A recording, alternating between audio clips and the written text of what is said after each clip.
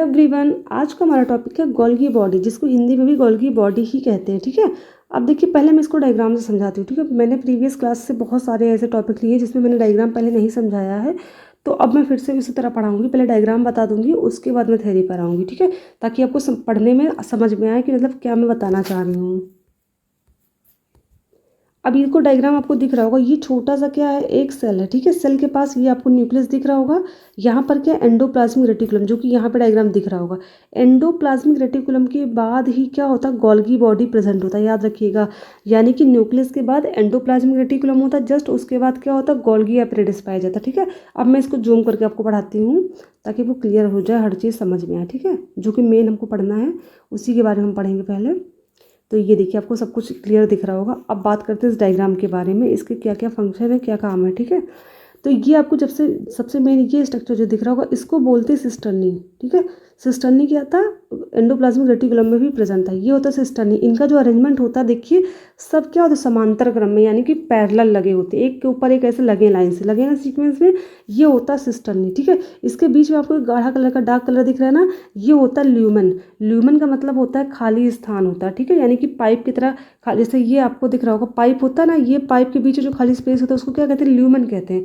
वैसे यहाँ पर खाली स्पेस पाया जाता है, उसको बोलते हैं ल्यूमेन। ठीक है, इसको ल्यूमेन भी कहेंगे और सिस्टर्नल ल्यूमेन भी कहेंगे, क्योंकि सिस्टर्नी के अंदर का खाली स्पेस है।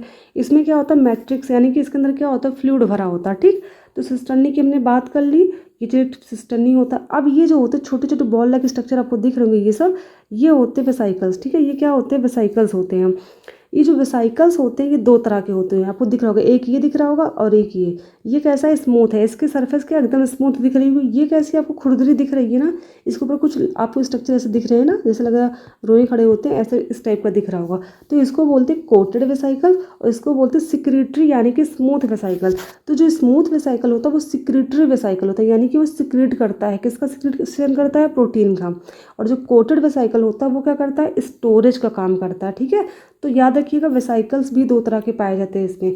पहला हमने सिस्टर्नी के बारे में पढ़ लिया, दूसरा हमने पढ़ लिया वेसाइकल्स के बारे में। वेसाइकल दो तरह के होते हैं, सिक्रेटरी और कोटेड।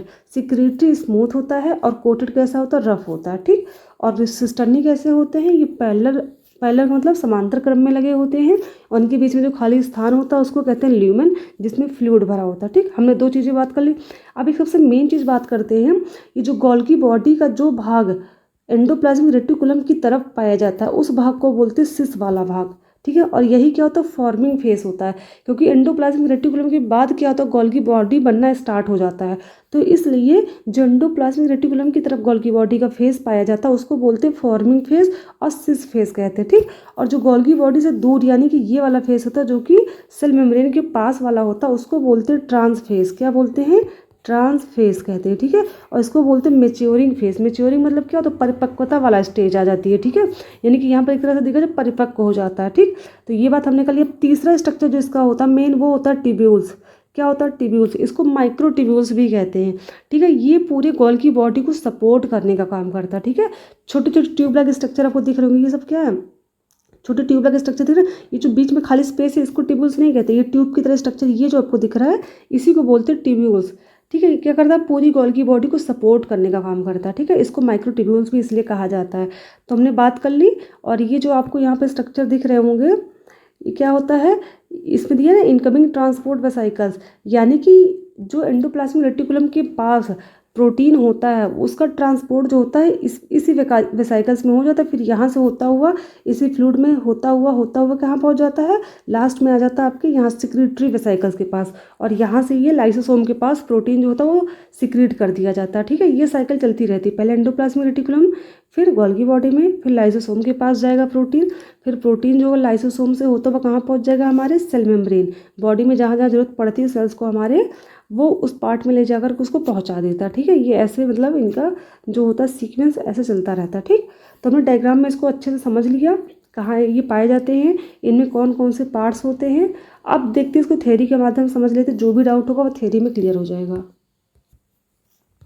तो इसका पहला पॉइंट है, कैमिलो गोल्गी ने उल्लू के नर्व सेल में गोल्गी बॉडी की खोज की थी।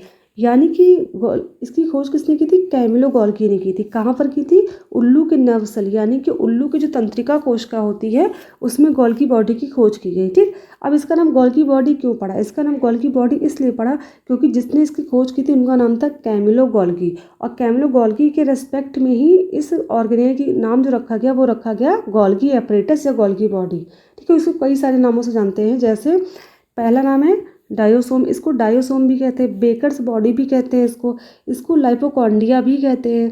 ठीक है, ध्यान रखिएगा, गोल्गी कॉम्प्लेक्स भी इसे कहते हैं, इसको डिक्टियोसोम भी कहते हैं। अब डिक्टियोसोम सबसे इंपॉर्टेंट हो जाता है इसलिए क्योंकि प्लांट में यानी जो पौधे होते हैं उनमें जो गोल्गी बॉडी पाई जाती है उसको डिक्टियोसोम के नाम से जानते हैं। ठीक है, वहाँ पर अगर आपको डिक्टियोसोम दिख रहा है तो यानी कि वो बात कर रहा है गोल्गी बॉडी के बारे में। ठीक है, ये चीज़ ध्यान रखिएगा। तो गोल्गी बॉडी जो होता है इसको प्लांट के अंदर यानी कि प्लांट सेल में इसको डिक्टियोसोम के नाम से जानते हैं। ठीक है, और सबसे मेन तो आपको नीचे ये दिया है, it is also called traffic police of the cell, इसको सेल का ट्रैफिक पुलिस भी कहते हैं। अब लोग क्यों कहते हैं? क्योंकि हम लोगों ने जब प्रीवियस क्लास पढ़ा था एंडोप्लाज्मिक रेटिकुलम के बारे में तो हमने देखा था कि ईपीआर में क्या हो रहा था, लिपिड का और साथ ही साथ किसका, प्रोटीन का, दोनों का फॉर्मेशन हो रहा था। ठीक है, दोनों का सिंथेसिस हो रहा था ना। अब ये दोनों जो बन जाते हैं लिपिड और प्रोटीन एंडोप्लाज्मिक रेटिकुलम के पास, उनकी जो पैकेजिंग होती है, ठीक है, उनकी पैकेजिंग और साथ ही साथ उनका जो ट्रांसपोर्ट होता है। ठीक है, ट्रांसपोर्ट का मतलब होता है परिवहन। ठीक है, ट्रांसपोर्टेशन यानी कि परिवहन जो होता है, ये दोनों कौन करता है? ये करता है दोनों गोल्गी बॉडी। ठीक है, इसी वजह से गोल्गी बॉडी को कहते हैं traffic police of the cell, क्योंकि क्या करता है, प्रोटीन का और लिपिड का ट्रांसपोर्टेशन भी करता है यानी कि परिवहन करता रहता है। ठीक है, कहाँ करेगा परिवहन? लाइसोसोम के पास करेगा, प्लाज्मा मेम्ब्रेन के पास करेगा। ठीक, it is absent in fungi gamete of pteridophyta and bryophyta, ये फंजाई यानी कि फंगस में नहीं पाए जाते। फंगस क्या होता है? फफूंदी होती है, आप लोगों ने देखा होगा, जैसे ब्रेड वगैरह अगर बहुत दिन तक रख दिया जाए तो ख़राब होने लगता है, रोटी में भी फफूंदी लग जाती है, वाइट कलर की हो जाती है ऊपर ऊपर, अचार में भी लग जाते हैं। अचार आपने देखा होगा सड़ जाता है ना, उस पर ऐसा लगता है अचार के ऊपर क्या है, कॉटन लग गया हो, तो वही फफूंदी होती है। जो चमड़े के जूते चप्पल होते हैं बरसात के दिन में ख़राब होने लगते हैं तो फफूंदी की वजह से हो जाता है। ठीक है, तो ये फफूंदी जो होती है यानी कि फंगस जो होता है इसमें जो होते हैं गोल्गी बॉडी एब्सेंट होते हैं, और टेरिडोफाइटा और ब्रायोफाइटा के जो गैमेट्स होते हैं, ठीक है, उनमें भी क्या होते हैं, गोल्गी बॉडी एब्सेंट होते हैं। फिर नेक्स्ट पॉइंट देखते हैं, the Golgi body can be found in both plants and animal, यानी कि जो पौधे होते हैं और जो जंतु होते हैं इन दोनों में क्या होते हैं, गोल्गी बॉडी पाए जाते हैं। ठीक है, यानी कि जितने भी यूकैरियोट होते हैं, यूकैरियोट आपको पता होगा ना क्या होते हैं, जिनका न्यूक्लियस वेल डेवलप होता है, तो ये कैसे होते हैं, इनमें गोल्गी बॉडी पाए जाते हैं। फिर नेक्स्ट पॉइंट आता है, एनिमल सेल है fewer but larger Golgi body, यानी कि जो एनिमल सेल होता है जंतु कोशिका होती है उसमें गोल्गी बॉडी जो होते हैं वो बहुत कम संख्या में पाए जाते हैं लेकिन बड़ी होते हैं। साइज में कैसे होते हैं, बड़े होते हैं, संख्या में कम होंगे लेकिन साइज में क्या होते हैं, बड़े होते हैं। इसका जस्ट उल्टा होता है प्लांट सेल में, can hold up to several hundred smaller version. Plant cell में क्या होते हैं, संख्या में बहुत ज़्यादा पाए जाते हैं लेकिन साइज में क्या होते हैं, बहुत छोटे होते हैं। ठीक है, ये चीज़ ध्यान रखिएगा। फिर नेक्स्ट पॉइंट आता है, there are 4 component of Golgi bodies, they are cisternae, tubules, vesicles and vacuoles, यानी कि जो गोल्गी बॉडी होता है वो 4 प्रकार के कंपोनेंट से मिलकर बना होता है। एक सिस्टर्नी है जो कि क्या लगा था, पैरेलल वे में लगा था, हमने डायग्राम में समझ लिया है, ट्यूब्यूल्स है, वेसाइकल्स है और वैक्यूल्स है। ये जो 3 थे हमने इन तीनों को कहाँ और पढ़ रखा है, इन तीनों को हमने कहाँ पढ़ा था, इसकी पहली वाली क्लास में जब हमने पढ़ा था एंडोप्लाज्मिक रेटिकुलम, इन तीनों से मिलकर एंडोप्लाज्मिक रेटिकुलम भी बना हुआ था ना, इसको हम पढ़ चुके हैं। अब देखते हैं next point, cisternae are arranged in parallel and lie one above the other, these are filled with lumen called cisternal lumen। हम लोगों ने डायग्राम में भी समझा कि सिस्टर्नी क्या होते हैं, ऐसे स्ट्रक्चर होते हैं ना, ऐसे पाए जाते हैं। कैसे अरेंज होते हैं, ये पैरेलल यानी कि समांतर क्रम में लगे होते हैं। ठीक है, एक के बाद एक लगा होता है और एक दूसरे के ऊपर लगे होते हैं ऐसे अटैच होकर। ठीक है, और इनके बीच में जो खाली स्पेस होता है उसको कहते हैं ल्यूमन, जिसके अंदर क्या होता है, ल्यूमन, जिसको सिस्टर्नल ल्यूमन भी कहते हैं, और इसके अंदर मैट्रिक्स यानी कि फ्लूइड भरा होता है। ठीक, फिर नेक्स्ट पॉइंट देखते हैं, tubules are called microtubules, यानी कि जिसमें स्ट्रक्चर होता है ऐसे आपने देखा होगा छोटे छोटे ट्यूबला के स्ट्रक्चर थे, छोटे छोटे नीचे पाए गए थे पतले पतले ट्यूब की तरह, तो उसको माइक्रोट्यूब्यूल्स भी कहते हैं, क्योंकि बहुत छोटा होता है साइज़ भी, इसलिए इसको माइक्रोट्यूब्यूल्स कहते हैं। ठीक है, जिसका मेन काम क्या होता है, support the whole Golgi body, ये पूरे गोल्गी बॉडी को सपोर्ट करने का काम करता है। ठीक, फिर नेक्स्ट पॉइंट है वेसाइकल के बारे में, जो कि हमने देखा था वेसाइकल्स दो तरह के पाए गए थे, एक ऐसा वेसाइकल्स था और एक ऐसे वेसाइकल्स पाए गए थे ना, देखे थे हमने डायग्राम में अभी। Vesicles are small sac found attach at the end of tubules, tubules के एंड में आपने देखा होगा वेसाइकल्स प्रेजेंट थे, नीचे देखा था हमने डायग्राम में ना। तो vesicles are of two type, vesicle भी दो तरह के थे, एक स्मूथ था दूसरा कोटेड, ये स्मूथ वाला है ये कोटेड वाला है। ठीक है, हमने समझ लिया अच्छे से। अब चलिए आगे देखते हैं। The smooth vesicles are called secretory vesicles, यानी कि जो ऐसा वेसाइकल था स्मूथ वाला उसको कहते हैं सिक्रीटरी वेसाइकल्स, यानी कि सिक्रीशन का काम करेगा। किसका सिक्रीशन करेगा, प्रोटीन और लिपिड का। Have smooth surface. The coated vesicles, यानी कि जो इस तरह के वेसाइकल्स थे, डायग्राम में हमने देख लिया अभी, ऐसे थे वेसाइकल्स। कैरी मटेरियल्स, यानी कि मटेरियल का स्टोरेज करेंगे। To from cisternae Golgi vacuoles and have to rough surface, और ये क्या करता है, मतलब ये स्टोरेज का काम करता है। सिस्टर्नी से जो मतलब लिपिड और प्रोटीन आता है उसको क्या कर लेता है, स्टोर करके रखता है। ठीक है, यहाँ पर यही कहा जा रहा है, वो भी किसकी सिस्टर्नी, गोल्गी इसीलिए कहा गया क्योंकि सिस्टर्नी जो होता है एंडोप्लाज्मिक रेटिकुलम के पास भी होता है, लेकिन ये गोल्गी बॉडी के पास जो सिस्टर्नी होती है उसकी बात कर रहा है, उससे जो प्रोटीन और लिपिड आता है वो उसको स्टोर करेगा। ठीक है, इस वजह से इनकी सरफेस कैसी होती है, रफ होती है। ठीक, लास्ट पॉइंट जो वैक्यूल्स के बारे में थे, vacuoles are formed from the concave face of the Golgi body. ठीक है, अब देखो कॉन्वेक्स फेस और कॉनकेव फेस याद रखिएगा, मैं इसको बताना डायग्राम में भूल गई, मैं डायग्राम में दिखा देती हूँ फिर आपको यहाँ आती हूँ। ठीक है, ये देखो ये जो होता है ये होता है कॉन्वेक्स फेस। ठीक है, क्या होता है, कॉन्वेक्स फेस, यानी कि जो सिस वाला फेस होता है, जो फॉर्मिंग फेस होता है उसी को बोलते हैं कॉन्वेक्स फेस, और जो ट्रांस वाला फेस होता है जिसको मैच्योरिंग फेस भी कहते हैं, ये होता है कॉनकेव फेस। ठीक है, तो ये बहुत इंपॉर्टेंट चीज़ है, इसको प्लीज़ नोट डाउन कर लीजिएगा। सिस को ही क्या कहते हैं, फॉर्मिंग फेस कहते हैं, सिस को फॉर्मिंग फेस कहते हैं, साथ में इसको कहते हैं कॉन्वेक्स फेस। ठीक है, तो याद रखिएगा जो, और ये कहाँ पर होता है, एंडोप्लाज्मिक रेटिकुलम के पास। ठीक है, याद रखिएगा एंडोप्लाज्मिक रेटिकुलम के जस्ट बाद गोल्गी बॉडी बनना स्टार्ट हो जाता है, और जो गोल्गी बॉडी का भाग एंडोप्लाज्मिक रेटिकुलम के पास पाया जाता है उसी को कहते हैं सिस फेस, उसी को कहते हैं फॉर्मिंग फेस, और उसी को कहते हैं कॉन्वेक्स फेस। ठीक है, ये तीनों चीज़ साथ में याद रखिएगा। ठीक है, यानी कि CCF। ठीक है, याद रखिए, सी से एक सी का मतलब सिस, दूसरे सी का मतलब कॉन्वेक्स, और एफ का मतलब क्या है, फॉर्मिंग फेस। ठीक है, CCF कहाँ बनता है, एंडोप्लाज्मिक रेटिकुलम के पास बनता है। अगर मान लो क्वेश्चन ऐसे आ जाता है कि जो न्यूक्लियस के नियर, मान लीजिए एंडोप्लाज्मिक रेटिकुलम का नाम नहीं दिया, वहाँ पर दिया न्यूक्लियस, तो भी याद रखिएगा न्यूक्लियस का बात कर रहा है तो यानी कि लगभग सेंटर की तो बात कर रहा है, तो भी उसको हम सिस फेस कहेंगे, फॉर्मिंग फेस कहेंगे और कॉन्वेक्स फेस ही कहेंगे। ठीक, अब फिर आता बात कि जो लास्ट में, यानी कि जो साइटोप्लाज्म का लास्ट होता है, यानी कि जो सेल मेम्ब्रेन होती है या प्लाज्मा मेम्ब्रेन होती है, उसकी तरफ जो सरफेस होता है उसको क्या कहते हैं, तो उसको कहते हैं ट्रांसफेस या मैच्योरिंग फेस, या फिर कहते हैं इसको कॉनकेव।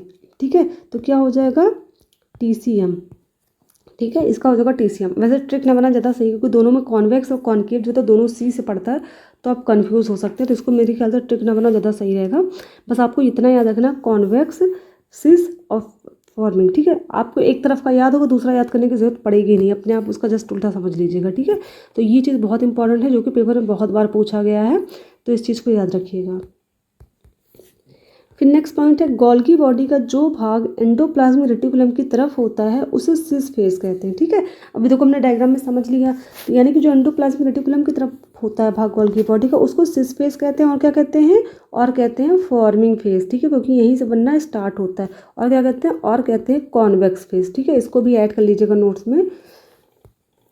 फिर नेक्स्ट क्या था, गोल्गी बॉडी का जो भाग प्लाज्मा मेम्ब्रेन या सेल मेम्ब्रेन की तरफ होता है उसको ट्रांसफेस कहते हैं। ठीक है, तो याद रखिएगा जो सेल मेम्ब्रेन की तरफ यानी कि प्लाज्मा मेम्ब्रेन की तरफ होता है, यानी कि पेरीफेरी की तरफ होता है। ठीक है, आउटर मेम्ब्रेन की तरफ होता है उसको ट्रांसफेस कहते हैं, और क्या कहते हैं, और मेच्योर फेस भी कहते हैं, क्योंकि यहाँ पर क्या होता है, मेच्योरेशन की अवस्था आ जाती है, और क्या कहते हैं, और कॉनकेव फेस भी कहते हैं। ठीक है, तो कॉन्वेक्स का मतलब होता है उत्तल, और कॉनकेव का मतलब होता है अवतल। आप लोगों ने दर्पण पढ़ा होगा ना, अच्छा एक बार बता देती हूँ ताकि आपको याद आ जाए। ये जो स्ट्रक्चर होता है ये होता है कॉन्वेक्स का, कॉन्वेक्स, ये होता है कॉन्वेक्स लेंस, देखा होगा आप लोगों ने ना, जिसको उत्तल लेंस बोलते हैं हिंदी में, तो ऐसे बात कर रहा है। ठीक है, और ये वाला स्ट्रक्चर जो होता है ये होता है कॉनकेव का, जिसको कहते हैं अवतल, अवतल कहते हैं, यानी कि कॉनकेव कहते हैं। ठीक है, तो ये स्ट्रक्चर है, आपको याद रहेगा इस तरीके से। तो ये हो गया। फिर नेक्स्ट पॉइंट इसके फंक्शन के बारे में बात कर लेते हैं, जो सबसे मेन है। गोल्गी बॉडी सिक्रीशन का काम करता है, इसलिए इसको प्रिंसिपल डायरेक्टर या फिर traffic police of the cell कहते हैं, ठीक है। देखो गोल्गी बॉडी का मेन काम हमको पता है क्या करता है, सिक्रीशन करता है ना, सबसे मेन काम यही है। किसका सिक्रीशन करता है, प्रोटीन का और लिपिड का करता है। कैसे करता है, जो प्रोटीन लिपिड एंडोप्लाज्मिक रेटिकुलम से होते हुए इसके पास आते हैं उसी का ये सिक्रीशन करता है। और कहाँ पर करेगा सिक्रीशन, ये करता है सिक्रीशन लाइसोसोम के पास करेगा और सेल मेम्ब्रेन के पास जाकर करेगा, ठीक है। It's main function is the packaging and secretion, ये पैकेजिंग का काम भी करता है और सिक्रेशन का। किसका करेगा, प्रोटीन का और लिपिड का करता है, ठीक है। It receives protein from endoplasmic reticulum, ये क्या करता है, प्रोटीन को किससे रिसीव करता है, एंडोप्लाज्मिक रेटिकुलम से। ये मैं स्टार्टिंग से बताती आ रही हूँ कि जो प्रोटीन होता है वो एंडोप्लाज्मिक रेटिकुलम पर बनता है, वो भी किसमें बनता है, जो रफ एंडोप्लाज्मिक रेटिकुलम होते हैं वहाँ बनता है, ठीक है। फिर वहाँ से ट्रांसपोर्ट यहाँ से होते हुए कहाँ पहुँचेगा, ये पहुँचता गोल्गी बॉडी के पास, ठीक है। गोल्गी बॉडी की जो सिस्टर्नी होती है वो क्या करती है, इसको रिसीव कर लेती है और उसके अंदर जो फ्लूइड होता है वहाँ से फ्लो होता हुआ ये वेसिकल्स के पास पहुँच जाते हैं, ठीक है। It package it into membrane bound vesicles. अब ये जब प्रोटीन एंडोप्लाज्मिक रेटिकुलम के अंदर जो प्रोटीन होता है वो जब आ जाता है गोल्गी बॉडी के पास, तो गोल्गी बॉडी में आपने देखा होगा वेसिकल्स पाए जाते हैं, वेसिकल्स थे ना ऐसे स्ट्रक्चर, तो ये वेसिकल्स के पास क्या कर लिए जाते हैं, इसको पैक्ड कर लिया जाता है, ठीक है। Which are then transport to various destination, फिर वेसिकल्स से क्या कर दिए जाते हैं, इसको विभिन्न विभिन्न जगहों पर क्या कर दिया, ट्रांसपोर्ट यानी कि भेज दिया जाता है। कौन कौन सी वो जगह हो सकती है, वो लाइसोसोम भी हो सकता है, प्लाज्मा मेम्ब्रेन भी हो सकता है, ठीक है।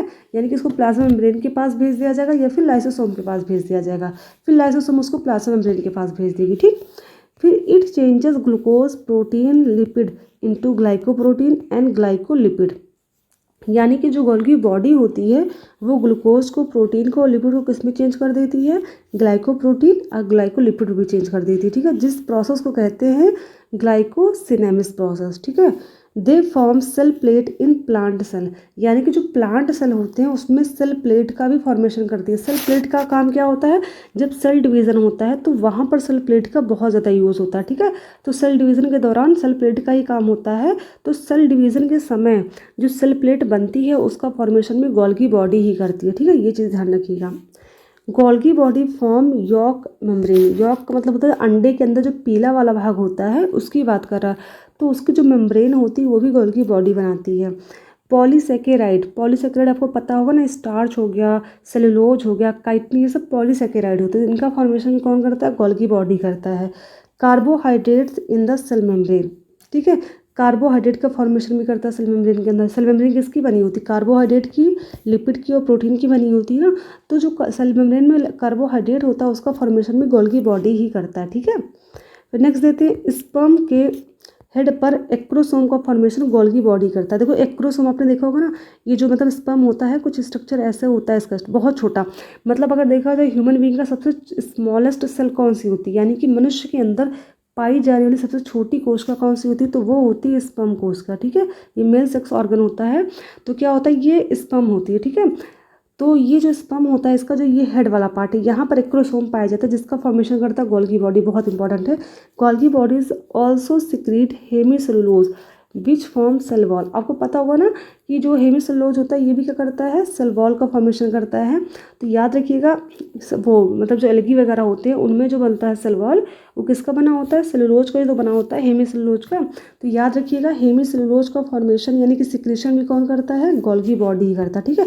लेकिन सबसे मेन जो फंक्शन थे इसके वो चीज़ आप कभी मत भूलिएगा कि किसका काम करता है, पैकेजिंग का काम करता है और सिक्रेशन का काम करता है, ठीक है, प्रोटीन के। और ये प्रोटीन जो आती है जहाँ से सिक्रेशन करता है ये कहाँ से आती है, एंडोप्लाज्मिक रेटिकुलम से आती है इसके पास, ठीक है। सबसे पहले एंडोप्लाज्मिक रेटिकुलम के पास ही बनता है, ठीक है।